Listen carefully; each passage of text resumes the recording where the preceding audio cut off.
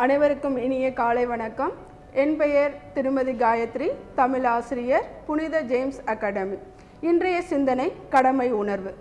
சிகரத்தை தொட ஏணியாகவும் கரையை தொட தோணியாகவும் மானிட பிறப்பின் மாற்றத்தை மாற்றி அமைக்கவும் கண்ணியத்தோடு கடமை உணர்வை செய்.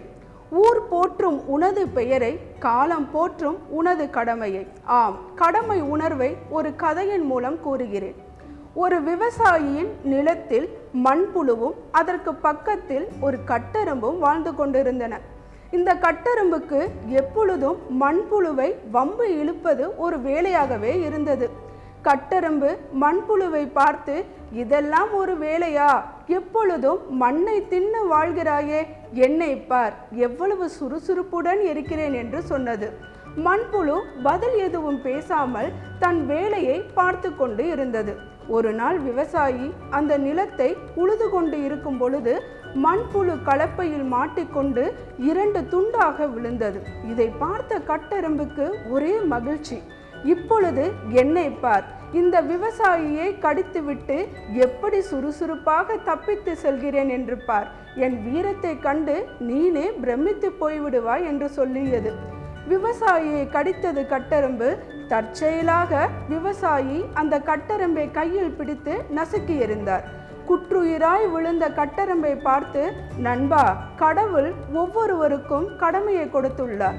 எனக்கு கொடுத்த கடமை இந்த மண்ணை தின்று அதனை உரமாக மாற்றுவதை நான் கடமையாகவும் பணியாகவும் சரியாக செய்தேன்.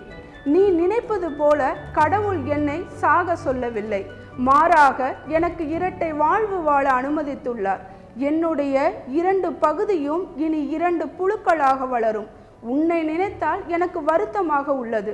முடிந்தால் பிழைத்துக்கொள் என்று சொல்லி மண்புழு விடைபெற்றது. மண்புழுவை போல மனிதனாய் பிறந்த நம் ஒவ்வொருவருக்கும் ஒரு கடமை உணர்வு உள்ளது. முதலில் ஒரு பெற்றோரின் கடமை என்ன? ஈன்று புறந்தருதல் என் தலை கடனே என புறநானூறு நூலில் பெற்றோரின் கடமை உணர்வு வலியுறுத்தப்படுகிறது. அதை போன்று ஈன்ற பொழுதின் பெரிதுவக்கும் தன் மகனை சான்றோன் என கேட்ட தாய் என வள்ளுவரும் பெற்றோரின் கடமையை வலியுறுத்துகிறார். இரண்டாவது, ஒரு மகனின் கடமை என்ன? மகன் தந்தை காற்றும் உதவி, இவன் தந்தை என்னோற்றான் கொள் எனும் சொல். மகனின் முதல் கடமை தன் தந்தைக்கு நல்லதொரு பெயரை பெற்று தருதல் என வள்ளுவர் சாட்டுகிறார். மூன்றாவது, ஒரு ஆசிரியரின் கடமை என்ன? மாணவர்களின் மனம் பெருக்கெடுத்து ஓடும் ஆற்றினை போன்றது. அதனை சரியான பாதையில் திருப்பிவிட்டால் அதற்கும் மற்றவர்களுக்கும் பயன். அதுபோலவேதான் மாணவனின் மன ஓட்டத்தினை அறிந்து அவனை சரியான பாதையில் ஓடவிட்டு எதிர்காலத்தில் வளம் மிக்கவனாக தயார்படுத்துதல் ஒவ்வொரு ஆசிரியரின் கடமை உணர்வாகும். நான்காவது, ஒரு மாணவனின் கடமை உணர்வு என்ன? சோம்பலை களைத்து சுறுசுறுப்பாய் இருக்க வேண்டும், காலத்தை மதித்து கடமையை முடிக்க வேண்டும், சிக்கனமாய் இருந்து சிக்கல்களை அறுக்க வேண்டும், முயன்றதை முயற்சியுடன் செய்ய வேண்டும், நற்குணமுள்ள பண்பாளராக திகழ வேண்டும். இதுவே ஒவ்வொரு மாணவனின் கடமை உணர்வாகும்.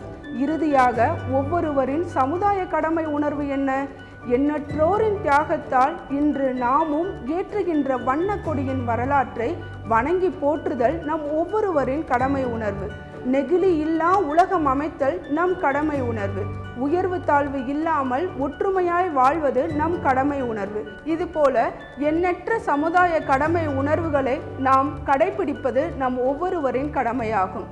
இப்படி அனைவரும் நம் கடமையை சரியான முறையில் செய்தால் புகழ் என்ற மாலை உங்கள் நிழல் போல உங்களை தொடர்ந்து கொண்டே வரும். கடமையை செய், கடமைக்கு செய்யாதே. நன்றி. மீண்டும் அடுத்த தலைப்பில் சந்திப்போம்.